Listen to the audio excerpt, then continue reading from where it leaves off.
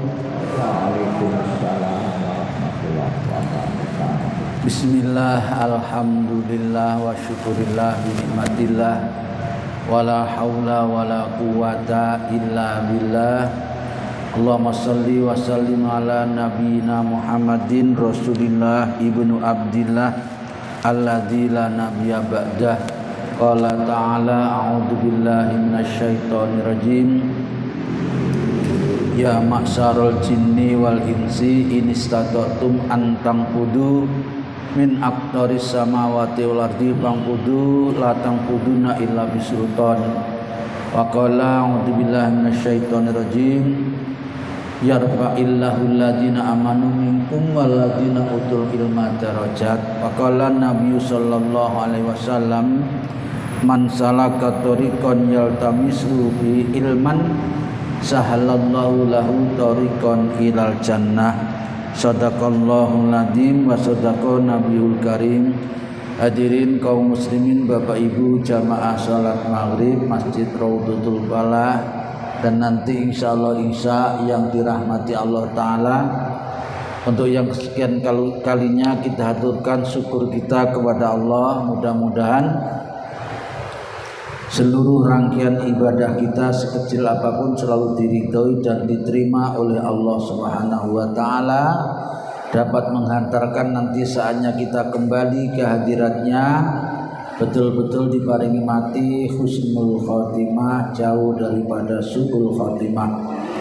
Kita lanjutkan taklim kita dalam waktu yang amat sangat singkat ini. Kita masuk kepada bab 190, yaitu bab fadlin tidoris salat, bab menerangkan keutamaan intidor niku menunggu-nunggu as-salat, waktunya salat. Yang ngeten iki hadirin, tadi sudah kita nunggu waktu maghrib, sekarang maghrib sudah terlaksana, kita sambil ngaji nunggu waktunya sholat isya. Jadi panjenengan duduk ini dapat double pahalanya. Pahala nunggu waktu isya 1, pahala iktikaf 2, pahala majelis taklim ini minimal 3 berarti hadirin. Mudah-mudahan bisa menambah amal soleh, amal ibadah kita, dan nanti memperbanyak hisab kita dalam amal kebaikan, memperberat timbangan-timbangan amal baik kita. Baik hadirin, kita masuk kepada hadis-hadis atau riwayat-riwayatnya tentang keutamaan menunggu waktu sholat. Yang pertama, sebuah riwayat dari Abu Hurairah radhiyallahu anhu, nganu nggih pun kuning wayahe njaluk adi iki. Anna Rasulullah sallallahu alaihi wasallam Rasul bersabda, katanya Rasul, la yazullu ahadukum fi sholatin. Nah niki, madamati sholatu tahbisuhu la yamnuhu ayang qaliba ila ali ila sholat. Hadirin yang dirahmati oleh Allah Ta'ala, orang yang menunggu waktunya sholat kayak panjenengan ini, nunggu tok sampai nanti masuk waktunya sholat isya. Ini nunggu ini, katanya Nabi, la yazulu, tidak henti-hentinya, terus dicatat. Untuk apa? Catat apa? Fi sholatin, dalam keadaan sholat. Jadi panjenengan ini nunggu tok, ngrungokno, ini dicatat kayak sholat panjenengan. Masya Allah, pahalanya menunggu waktunya sholat.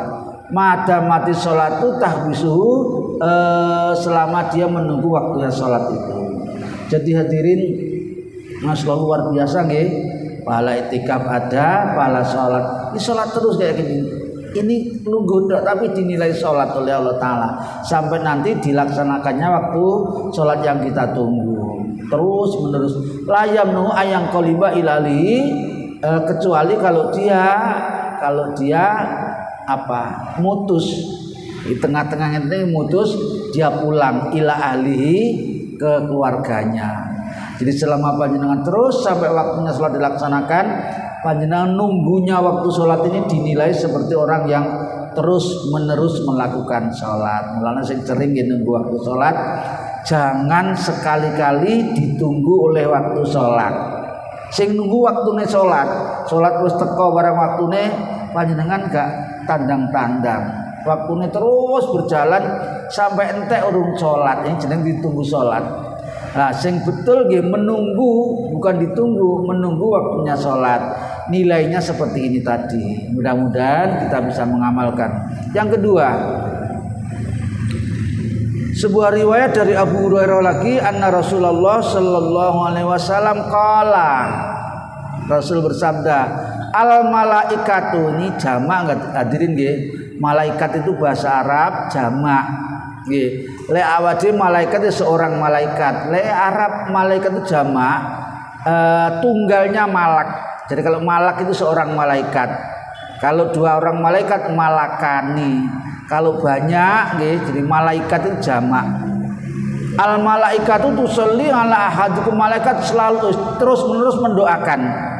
Malaikat itu doanya gak mungkin ditolak, dikabulno oleh Allah. Malaikat tidak pernah dosa, tidak pernah maksiat, karena malaikat itu tidak diberi hawa nafsu.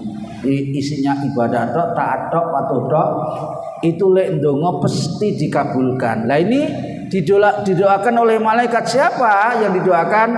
Ahadikum madama fi musallahu alladzi sholafihi. Lah niki malaikat terus mendoakan orang yang habis sholat masih tetap di musolanya atau tempat sholatnya.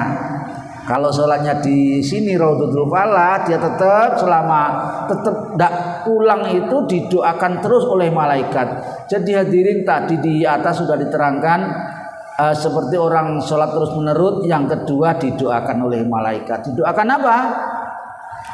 Oh, syaratnya malam yuhdis.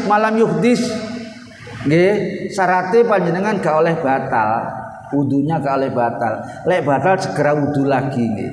Takulu, malaikatnya mengucapkan berdoa kepada Allah, Allahumma ighfir lahu, Allahumma arhamhu. Nggih. Ya Allah, ampunilah orang ini yang terus menunggu waktunya sholat atau dia tidak pulang dari tempat sholatnya ini. Allahumma arhamhu, dan rahmatilah ya Allah. Jadi oleh doa didoakan diampuni oleh Allah dan dirahmati oleh Allah Subhanahu wa taala. Hadirin, orang kalau terus-menerus didoakan malaikat, sekali lagi karena doanya malaikat itu tidak ditolak nggih, pasti dikabulkan insyaallah. Dosa kula panjenengan, dosa-dosa kecil itu habis karena didoakan oleh malaikat, kecuali dosa besar. Nek dosa besar kayak zina misalnya, membunuh orang, atau ukul walidain, dia durhaka sama orang tua, ini harus ditaubati. Katanya malaikat itu diampuni berarti. Yang kedua dimintakan rahmat, kasih sayang Allah Ta'ala. Rahmat itu macamnya banyak. Kita bisa ibadah, ini juga rahmatnya Allah. Kita bisa bernapas dengan lega, rahmatnya Allah. Kita bisa makan nikmat, rahmat. Dan semuanya kebaikan ini adalah merupakan rahmatnya Allah Subhanahu wa Ta'ala. Oleh karena itu hadirin, la iso nggih, iso diusahakan nek ning masjid yang lama-lama. Kalau ke pasar ojo suwi-suwi. Dulu di bab tentang apa? Pasar nih, kita sudah bahas itu dulu. Kalau ke pasar itu kata Nabi, la iso kau yang datang terakhir ke pasar itu dan pulang duluan. Nggih. Artinya ojo suwi-suwi. Lah nek nang masjid teko dhisik dhewe, mulih keri dewi. Ini segenah ngoten niku. Jadi selalu didoakan oleh malaikat. Aja dibalik ning pasar Betairam, umpama wis pedhok koncone ning gone bakul ayam, masalah sing diomong mulai dari yang paling utara sampai paling kidul, paling kulon, diomong sembarang, diomong regane apa ae diomong kabeh. Nah, belum tambah ngrasani tanggane. Ini di pasar. Lek aja suwi-suwi nang pasar iku, tekone sing paling keri, mulene paling dhisik. Lan nang masjid tekone paling dhisik, mulene paling keri. Penak nggih. Ngomongnya penak, nglakoni ini lho sing mboten patek penak niku. Angel nglakoni ini. Masjid niku nggih, masjid niku seneng, setan mboten seneng. Nek panjenengan duduk di masjid setan ndak seneng. Jadi oleh setan pokoknya diganggu. bokong niki moro-moro rasa slemet-slemet bolak-balik. Padahal tadi ndak. Boyok ya ngoten nggih, kemeng rasane, moto ya sepot nih. Jadi itulahnya setan hadirin, supaya kita tidak kerasan di masjid. Padahal hadirin yang dirahmati Allah Ta'ala, panjenengan duduk sebentar sekali. Suwene maca subhanallah walhamdulillah wala ilaha illallah. Itu duduk sakitu suwene sudah dinilai iktikaf oleh Allah Ta'ala. Apalagi kalau lama. Nggih. Mulane lek duduk di masjid gini, jangan lupa dalam hati tanamkan nggih. Saya niat iktikaf ya Allah. Utawa lek habis tahiyatul masjid duduk ucapkan nawaitul iktikafa sunnatalillahi taala. Lek boten dalam hati Allah wis ngerti nggih. Jadi supaya duduk panjenengan duduk tok niku oleh pahala. Duduke tok. Apalagi kalau maca-maca astagfirullahaladzim wa atubu ilaihi astagfirullah dan seterusnya, pahalanya double. Karena itulah hadirin, insya Allah orang yang istiqomah seperti kula panjenengan ini nanti insya Allah dijamin masuk surga. Allahumma amin. Pun bosen-bosen itu orang semuanya pengen nanti nikmati masuk surga, tapi lek diajak amalan-amalan yang menyebabkan mudah masuk surga ini angeleram. Nggih, majelis taklim ini memudahkan langkah kita ke surga hadirin. Mulana pun bosen-bosen nggih, di mana saja ada majelis taklim, apakah itu bentuknya pengajian seperti ini atau pengajian umum seperti peringatan Maulid Nabi misalnya atau yang lain, monggo ojo bosen-bosen. Ngoten nggih. Yang kedua, sekarang yang ketiga. Sebuah riwayat dari Imam Anas atau sahabat Anas radhiyallahu anna Rasulullah sallam akhara lailatan. Nah niki. Suatu ketika hadirin Rasul pernah mengakhirkan salat isya'i. Hadirin sahabat-sahabat itu ndak mau sholat kalau ndak berjamaah dengan Rasulullah. Sholat wajib loh nggih. Jadi mesti nunggu Rasul, semuanya gitu nunggu. Nah suatu ketika ini Rasul pernah mengakhirkan sholat isya ila syatril lail, sampai tengah malam. Nggih. Rasul memang sengaja mengakhirkan, ndak ngerti apa yang dilakukan Nabi, apakah beliau sholat sunnah di rumah, kan rumahnya gandeng dulu dengan masjid, sekarang sudah ada di dalam masjid itu. Summa aqbala alaina biwajhihi ba'da ma shalla qala. Setelah tengah malam beliau keluar dari rumahnya dan masuk ke dalam masjid, menemui para sahabat seraya berkata, "Shalan nasu wa raqadu." Katanya Rasul, "Walam tazalu fi sholatin mundun tadortumuha." Katanya Nabi, orang-orang di luaran sana sudah pada sholat di tempatnya masing-masing. Kemudian setelah sholat mereka tidur. Wis ceritanya entek wis turu nggih. Kecuali kalau tidurnya pakai sunnah Nabi dapat pahala nggih, dinilai ibadah. Lah kalau enggak ya sudah tidur tok. Sementara kata Nabi selanjutnya, walam tazalu fi sholatin mundung tangdur tumuha.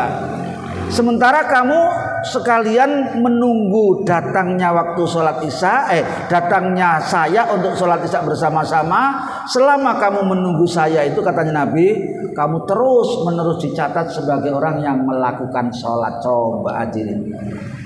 Jadi Nabi sengaja mengakhirkan, coba kayak apa sahabat ini lek sholatnya tak akhirkan.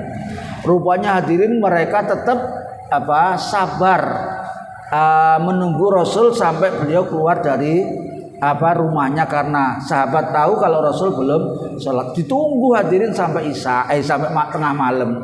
Setelah tengah malam beliau keluar, beliau bersabda, kamu dari tadi sampai sekarang ini dicatat oleh Allah sebagai orang yang terus menerus melakukan sholat. Enak tak nggih? Mulane saged diusahakan waktu untuk terus menerus menunggu waktunya sholat. Sekalipun panjenengan duduk tok iktikaf, itu sudah dicatat sebagai orang yang melakukan sholat oleh Allah Subhanahu wa taala. Nah, di dalam riwayat yang lain oleh Bukhari Muslim ada tambahan keterangan. Katanya Sahihaini Bukhari Muslim ahabul a'mali ilallahi as-sholatu ala waqtiha. Amal sing paling mulya, amal sing paling tinggi derajate, amal yang paling besar pahalanya itu adalah sholat tepat waktunya, dan kalau bisa di awal waktu. Sholat tepat waktu kalau bisa di awalnya. Di akhir pun boleh kayak Rasul tadi itu. Ini yang pertama. Yang kedua, setelah sholat amal yang besar pahalanya itu adalah birrul walidain, berbuat baik kepada kedua orang tua. Mbuh piye carane aja sampai ngelarani atine wong tua, terutama yang masih hidup Bahkan di dalam Al-Qur'an dikatakan saja jangan. Jadi nek kali wong tua niku ngomong ngoten nggih, nyerengkel maksudnya. Itu jangan. Lah iso terus menyenangkan hati orang tua. Yang ketiga, setelah birrul walidain, amal yang paling baik itu adalah al jihadu fisabilillah, berjuang di jalan Allah. Berjuang itu perang kalau zamannya Nabi. Kalau sekarang hadirin, berjuang atau jihad ini adalah jihad atau perang melawan hawa nafsunya masing-masing. Hawa nafsu ini berat godaannya. Panjenengan iso nderek jamaah niki lek gak iso ngalahno hawa nafsu gak iso. Nggih. Senak di omahe lah nyapo salat kok nang masjid barang. Ini kalah sama hawa nafsu berarti. Salat karo ibu ya kena, dhewe ya kena ning omahe rasa nang masjid. Kan padha-padha salat, sing penting wis salat. Ini hadirin namanya tidak memerangi hawa nafsu. Karena hawa nafsu itu cenderung kepada keburukan. Innan nafsa la ammaratun bisu, kata Allah Ta'ala. Illa ma rahima rabbi, kecuali orang yang mendapatkan belas kasih sayang Allah Subhanahu wa Ta'ala. Baik, entah hadirin, kita akan pindah masuk bab baru lagi, bab fadlu sholatil jamaah, menerangkan sholat berjamaah. Sebelum masuk kepada bab sholat jamaah, bab menunggu waktu tadi ada yang perlu dibahas? Ada yang ditanyakan? Tidak ada. Betul. Lanjut nggih. Baik, kalau tidak ada kita lanjutkan kepada fadlu sholatil jamaah, menerangkan keutamaan sholat berjamaah. Ini ibu-ibu tidak ada dah. Ini riwayatnya, ono sing tuwa jadi. Baik, sebuah riwayat ndiki. Yang pertama dari Ibnu Umar radhiyallahu anna Rasulullah SAW qala, sholatul jamaati, sholat dengan berjamaah itu abdolu min sholatil fardhi, lebih agung pahalanya, lebih hebat, lebih utama dibanding dengan sholat sendirian. Bisab'in wa isrina darajatan, selisih sebanyak 27 kali lipat. Derajat itu lipatan ganda. Jadi lek sholat dhewe niku paling-paling oleh pahala 2. Niki lek salate api khusyuk nggih, salatnya memenuhi syarat rukunnya, salat ijen itu mau oleh loro paling banter. Tapi lek berjamaah hadirin, salat berjamaah itu keuntungannya besar. Nggih. Kalau mungkin kita kurang khusyuk dikit-dikit ngoten nggih, itu saling gandeng. Si A kurang khusyuk tadi si B khusyuk, si C kurang khusyuk si D terus gitu. Imamnya kurang khusyuk tapi jamaahnya khusyuk kabeh, semuanya jadi nilai khusyuk. Oleh karena itu beruntung orang yang berjamaah. Yang kedua hadirin, orang yang berjamaah itu insya Allah lebih selamat dari godaan setan. Jadi lebih bisa fokus nih, lebih bisa konsentrasi orang yang berjamaah, karena setan suka menggoda orang yang sendirian. Yang ketiga hadirin, orang yang berjamaah itu terhindar dari lupa. Wong lek berjamaah, lek imam sing lali, makmum mesti ngilingno subhanallah, ngoten wong lanang sing ngilingno. Lah nek makmum ya insyaallah gak lali wong wis berjamaah, insyaallah gak lali. Tapi lek ijen amat sangat mungkin untuk lupa, baik lupa rakaatnya maupun lupa bacaannya. Ini salat kalau sendirian. Kalau berjamaah masyaallah insyaallah dijamin lebih utama daripada berjamaah. Lebih-lebih kalau isya sama subuh nanti ada babnya. Panjenengan sholat isya ngenten iki mangkin berjamaah. Itu nggih, pokoknya berjamaah. Nanti malam delalah gak iso tangi karena satu dan lain hal. Maka sekalipun malam tidak sholat sholat lail tahajud, kalau isanya berjamaah panjenengan wis dinilai seperti sholat sunnah setengah malam suntuk. Nanti ada babnya itu. Ditambah kalau subuhnya juga berjamaah, lah delalah malam gak iso tangi karena mungkin payah atau apa sakit gitu. Malam itu dinilai sholat terus oleh Allah asal subuhnya juga berjamaah. Coba kadang-kadang angel subuh ini. Baik, kita lanjutkan yang kedua ini. An Abi Hurairah radhiyallahu qala Rasulullah SAW, sholatul rajuli, sholatnya seseorang fi jamaatin dengan berjamaah tudha'afu, dilipat gandakan pahalanya ala sholatihi fi baitihi, dari sholatnya di rumahnya. Orang yang sholat di rumah itu hadirin pahalanya terbatas, itu pun lek sholatnya khusyuk. Wa fisuki, atau di pasar. Dulu orang banyak yang kerja di pasar, dagang segala macam. Khamsan wa isrina di'fan, 5 dan 20 jadi 25. Di atas tadi 27. Ini riwayat yang lain mengatakan 25 lipat gandan. Wa dzalika annahu idza tawaddo'a fa ahsana wudu. Nah, syaratnya ini hadirin, berjamaah di masjid itu sing apik dari rumah wis wudu nggih, sing apik nggih. Bukan berarti ndak sah salatnya kalau wudu di masjid, boleh ndak apa-apa, tapi sing apik wudu di rumah diperbaiki wudunya nggih. Summa kharaja ilal masjid, kemudian berangkat berjalan menuju masjid. La yakhruju ila salat, metune nang masjid mau melulu menuju masjid, bukan nangdi ngeten ndak. Memang ini yang kan ada orang yang ke masjid itu karena mampir, misalnya perjalanan atau dari mana gitu mampir di masjid, dengan orang yang niat dari rumah untuk berangkat menuju masjid. Ini ada perbedaannya sedikit hadirin. Jadi orang yang datang ke masjid sudah berwudu di rumah dengan wudu yang ahsan, yang bagus, maka lam yaqta khutwatan illa rufi'at lahu biha darajatin. Tidak ada lain orang yang kayak gitu hadirin nggih, berangkatnya melulu menuju masjid sudah punya wudu, itu setiap langkah kakinya diperhitungkan oleh Allah Ta'ala. Langkah kaki kanan mengangkat derajatnya dan menambah pahalanya. Masya Allah, lakune tok wis dinilai nggih, lakune tok. Wa khutwat minhu biha khati'atu, dan langkah kaki yang lain yang kiri berarti menghapus dosa dan kesalahan. Niku niatnya melulu untuk sholat. Fa idza sholat lam tazal malaikatu tusolli alaihi madama fi musalla. Kayak tadi nggih, selama dia sampai di masjid nggih dan belum pulang, sekalipun sholatnya sudah selesai, dia masih di masjid, tetap didoakan oleh malaikat selama dia masih di tempat sholatnya itu. Doakan terus. Doakan apa? Tadi itu sudah diampuni oleh Allah salah dosanya dan dirahmati oleh Allah. Malam yuktis lan iki sing kula mangkene, selama dia tidak hadas. Lek ngantuk terus keturun ngoten nggih, ya cepet wudu biar hilang wudunya, ngantuknya. Kalau batal cepet-cepet wudu. Dan malaikat terus berdoa dengan ini, Allahumma sholli alaihi. Ya Allah, rahmatilah orang ini.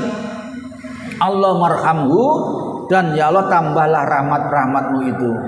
Wala yazal fi sholatin man tadara sholatu, lebih-lebih kalau bertempatnya di masjid ini atau di musolanya itu adalah dalam rangka untuk masuknya waktu sholat berikutnya.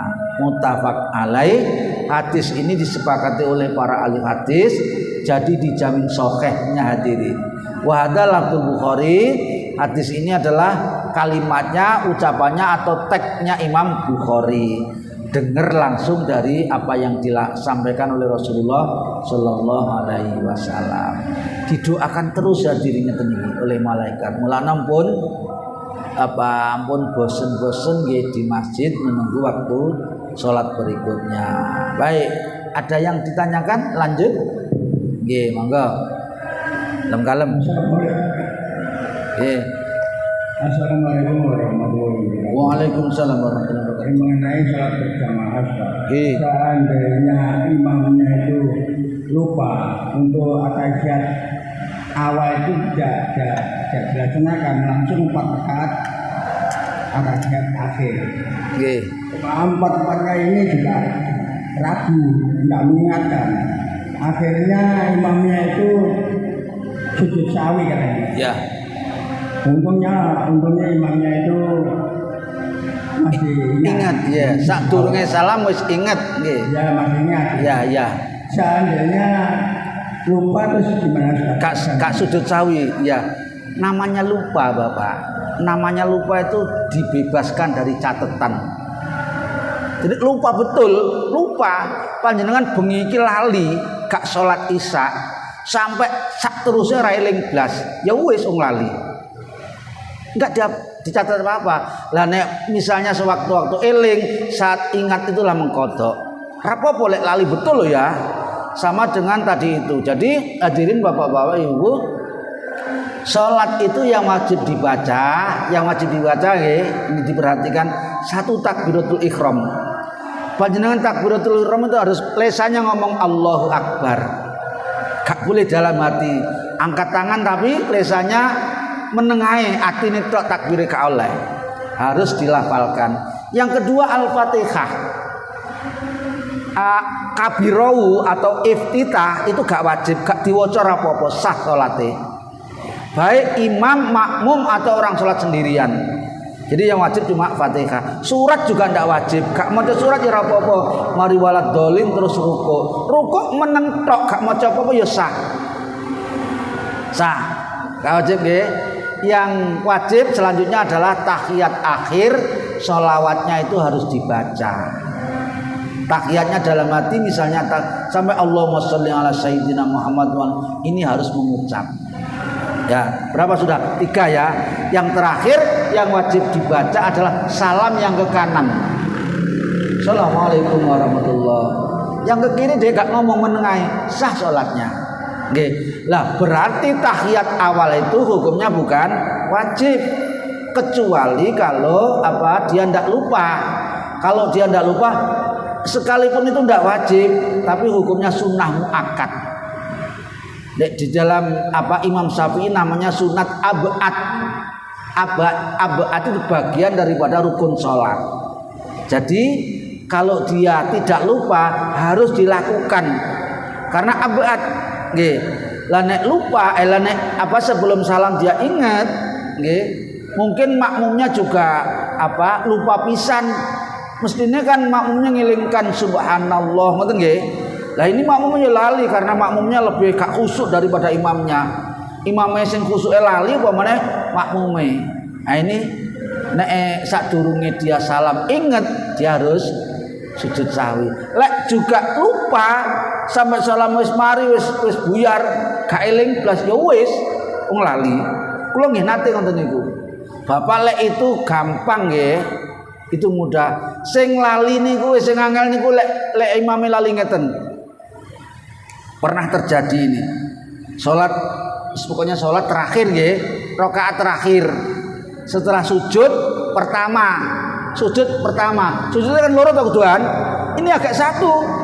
Imam ini langsung maca tahiyat, at-tahiyatul, mari ngono salam. Makmume oleh ngelingno piye? Nggih, pernah terjadi itu. Subhanallah kata makmumnya. Imamnya ngadeg to. Oh, berarti rakaate kurang. Ngadeg ya, makmum yang lain ngomong subhanallah mana wong wis cukup rakaate. Ayo. Nggih.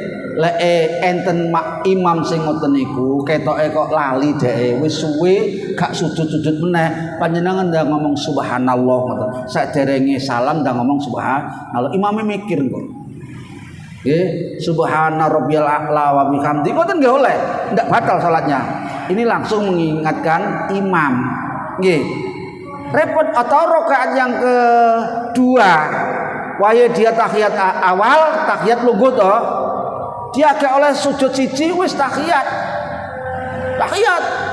mari ngono terus Allah Akbar ngadeg oh panjenengan kelabaan panjenengan ngomong subhanallah, imamnya ngadeg gak iso longgo. Imam ngadeg, yang lain ngomong subhanallah lagi. Wong wis jangkep loro. Nah ini salat sing bubrah ngoten niku. Makanya salat itu sing apik sebelum masuk, terutama imamnya mohon perlindungan kepada Allah dari godaan. Ngoten niku setan, Bapak. Setan sing buat. Dan saya kuncinya salat itu selalu memperhatikan yang dibaca. Insya Allah akeh selamatnya dari lupa. Tapi lek salat panjenengan kate eling ayam bangkok, eling burung perkutute, eling poksene, eling sembarang eling, lupa hilang. Ini wadah gelas atau wadah-wadah yang lain itu saged panjenengan isi bermacam-macam, air dilebokno masuk, ana buah dilebokno masuk, ada yang lain lagi masuk, jadi macam-macam bisa masuk. Satu wadah, kalau wadah di lahir ini bisa dimasuki berbagai macam benda, tapi lek akal pikiran ndak bisa. Lek wis ana siji, yang lain ndak akan masuk. Lek panjenengan pun eling bacaane, yang lain ndak akan masuk, ndak akan ingat kemana-mana. Tapi lek yang ada ini ingat kemana-mana, bacaannya mesti hilang. Eling rakaate ya hilang. Mulane pun katik batin ini diisi oleh benda-benda atau barang-barang atau ingatan-ingatan di luar sholat. Jadi kembali Bapak, kalau ya betul-betul lupa rapopo sah sholati. Pemene nek sholat ijen, tahajud atau apa peduka, apa ya sholat fardu ijen, rokaate lali, nggih, ragu dia. Kalau sendiri ra ono sing ngelingno. Dia kalau ragu iki papat apa telu to? Papat apa telu to, lek sampai suwe gak sadar-sadar wis ndang diyakini telu mawon. Iya.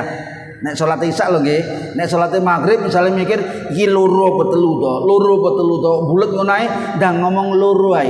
Tambah satu ntar sebelum sujud sebelum apa? Salam nggih nek gak lali sujud sahwi. Itu perbuatannya setan, Bapak. Orang kalau sujud sahwi itu setan itu susah banget, karena orang yang sujud sahwi itu sama dengan menampar setan dengan tamparan yang sangat berat. Dia sedih, susah lek ana wong sujud sahwi. Dia berhasil menggoda manusia untuk menjadi lupa. Ngaten nggih? Jadi kuncinya supaya ndak lupa, aja eling ndi. Pemane sing pedagang ngono biasane masyaallah, iki besok lek gak payu sakmene berarti kan tekor torok iki. Salatnya jadi hilang. Ngoten nggih? Pun enten malih. Nggih. Nggih. Seandainya imamnya itu lupa terus sampai akhir, terus jamaahnya itu bagaimana melaksanakan sholat apa? Sholat sawi sendiri atau gimana? Lupa terus sampai sujud sawi ini juga lupa, ya? Enggak melaksanakan sholat sujud sawi, enggak. Ya. Oh ya, lah ya.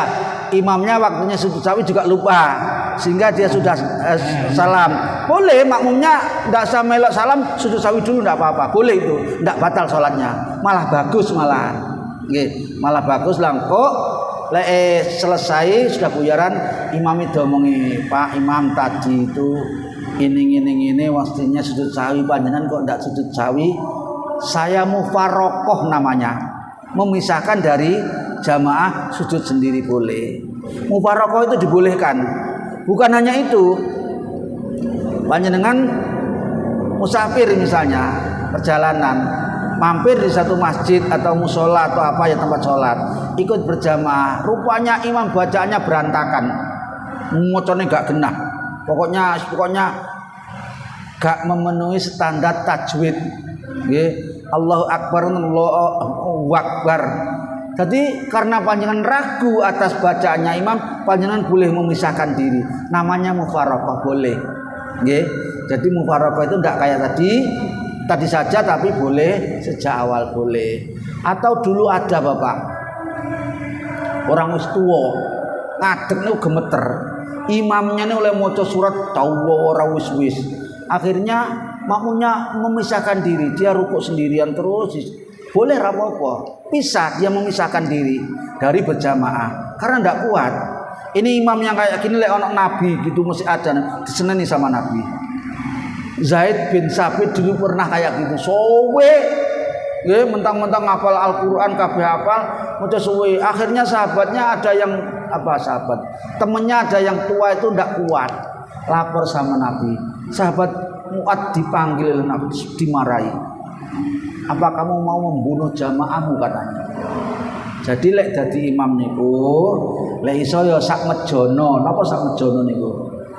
Ya sedang-sedang saja. Kalau misalnya surat pendek itu ya seukuran paling panjang itu Sabihis, Hal Ataka atau Wasama itu paling panjang lek dadi imam. Nggih. Tapi lek salat dhewe dawakno. Ha iki sing akeh diwalik. Nan lho entek. Nggih. Ngaten nggih? Insyaallah disambung besok, mudah-mudahan dibarengi hidayah Allah taala. Mohon maaf yang sebesar-besarnya manakala ada yang kurang berkenan. Kita akhiri subhanakallahumma wa bihamdika asyhadu an la ilaha illa anta astaghfiruka wa atubu ilaik. Wassalamualaikum warahmatullahi wabarakatuh.